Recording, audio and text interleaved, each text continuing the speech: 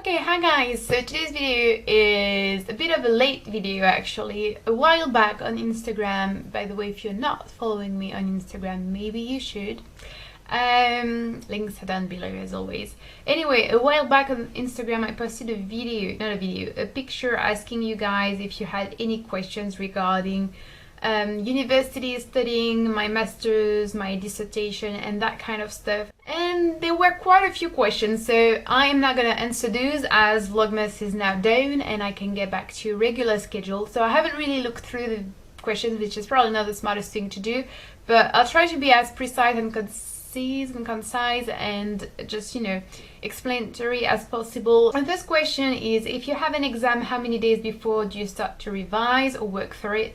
I think, obviously working for your exam and, reading your notes and everything is very useful and is necessary, but for me personally, I would say that at least 60% of the work is done if you listen well in class. So yeah, it depends on the exam, it depends on the subject, but I do not tend to work and have a very photographic memory, if that makes any sense. So if I read something and if I say something, usually I don't forget it.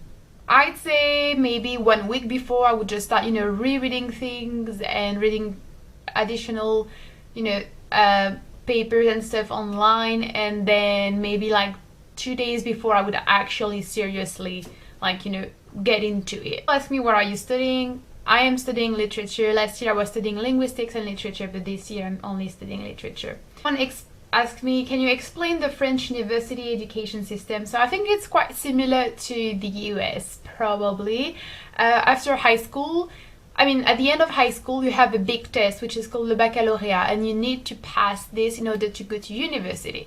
After this test, you have the choice between university, which is public in France, and schools which are private. Private schools are very expensive, and universities are affordable and sometimes even free.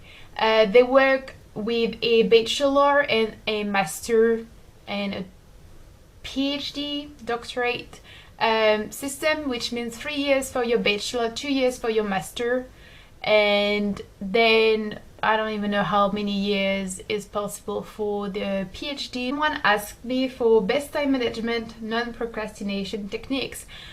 I do not have that sort of tips and tricks, because I do believe if you like what you do and if you're in good situation, which means you don't have to worry about financial things, or if you're not psychologically or mentally or physically ill, you should just enjoy doing whatever you do and you should not procrastinate. Everyone procrastinates once in a while, that's fine, but you have to be disciplined. I really think discipline works, and if you need a little bit of help, you can always organize yourself with putting up a schedule and making a list, which really doesn't work for me. So I would say discipline and pleasure, really.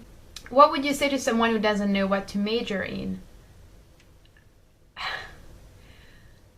I'd say perhaps talk to people who are at university, exchange with teachers, perhaps think in terms of jobs, like what kind of jobs would you like and what kind of studies and major would lead you to that kind of job.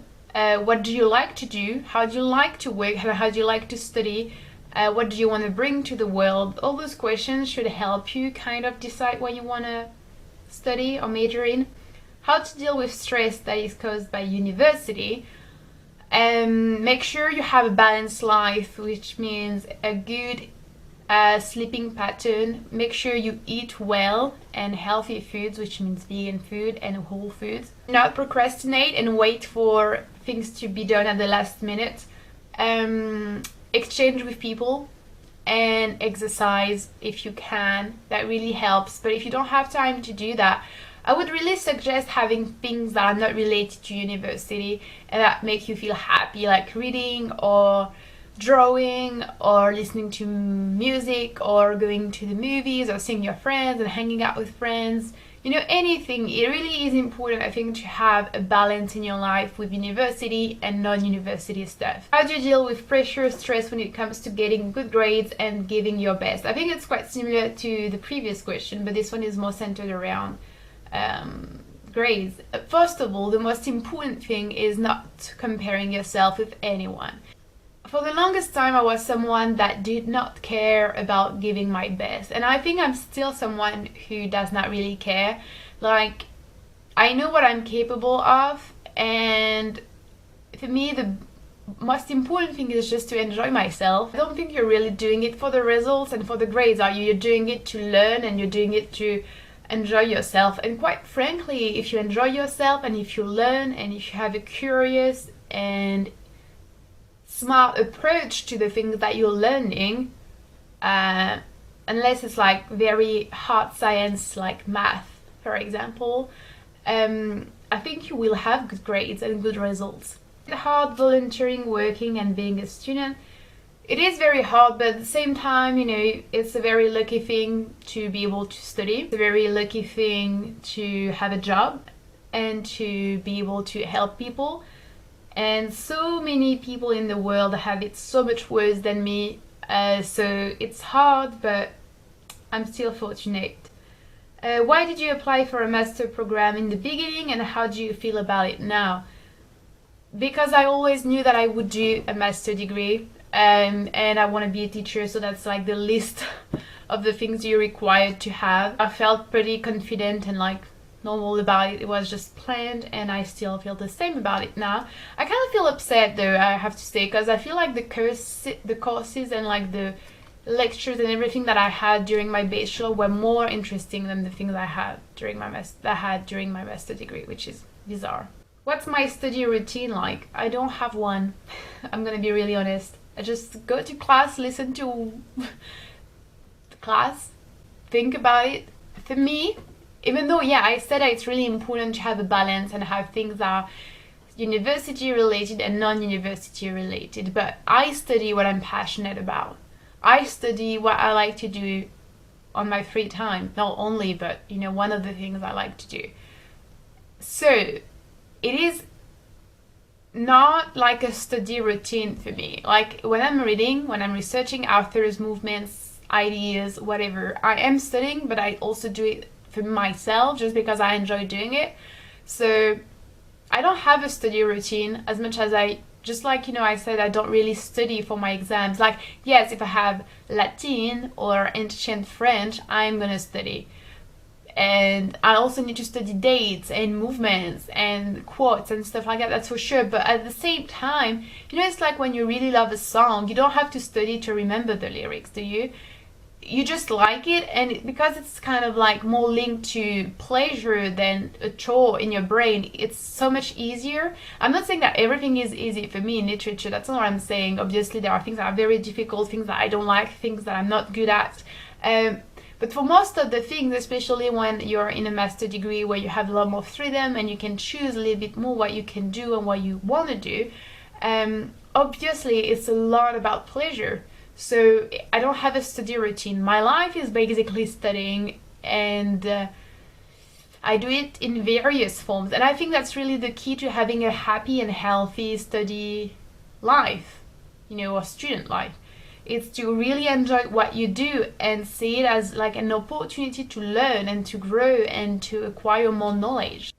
What's more important, grades or joining societies and getting really involved in extracurricular activities? We don't have societies in France, so I'd say grades are important, obviously, but extracurricular activities are really important too, because they make your knowledge of whatever it is that you're studying a lot richer. Like, if you can link different things together, it really makes a big difference. I had a teacher in high school that told us that, you know, the actual roots of the word intelligent is being able to link things. I think it's ligere and something in Latin. So if you are able to link different facts, phenomenon, disciplines, subjects, matters, you know, and if you have a lot of experiences of life, of art, of people, of whatever it is, you're gonna be a better student. You have less respect for people who do not attend university or feel that they are less intelligent, and that's gonna be the last question. No. That being said, there's a difference between someone who goes to university and someone who doesn't go to university, in the sense they approach whatever it is that they're studying, in the method that they have when it comes to writing, organizing their thoughts, and just producing work. And I'm not gonna lie, the fact that I have gone through that many years at uni, and that I hear teachers speak a certain way, and that I read certain books, and that obviously I have, become used to a certain type of vocabulary, a certain type of question, a certain type of themes. I see literature perhaps differently than people who haven't gone to university and studied it. So it's not that I think they're less intelligent, I just think they have a different approach, and I have a different approach. To say that people who go to university are just the same as people who don't go to university is not true. In the same way that someone who knows how to fix a car, has a very different knowledge of a car than a random person.